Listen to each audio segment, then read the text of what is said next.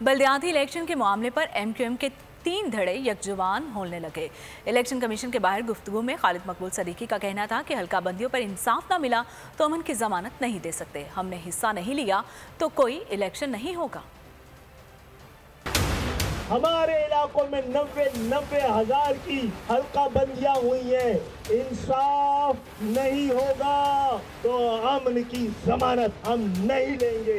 हमने इलेक्शन नहीं लड़ा तो फिर कोई इलेक्शन इस शहर में नहीं होगा। ये इलेक्शन धांधली ज़दा है। जमाते इस्लामी और पीपल्स पार्टी का गठजोड़ सामने आ चुका।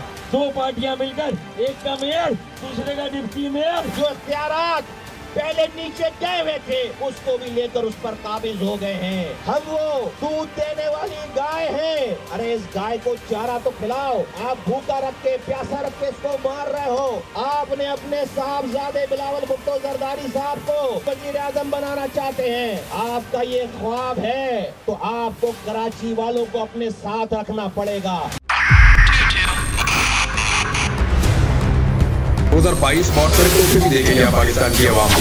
पाकिस्तान की आवाम को एक तोहफा ये दिया कि आवाम को पता चल गया कि पाकिस्तान का मीडिया क्या है। साल 2022 में सबसे ज्यादा देखे जाने वाला चैनल बोल न्यूज रहा नंबर 1। हमने बहुत सारे शोज और ट्रांसमिशंस की। पूरा साल मुसलसल जदोजहद में निकल गया कि ये वोट ऑफ कॉन्फिडेंस के पीछे कौन लोग थे।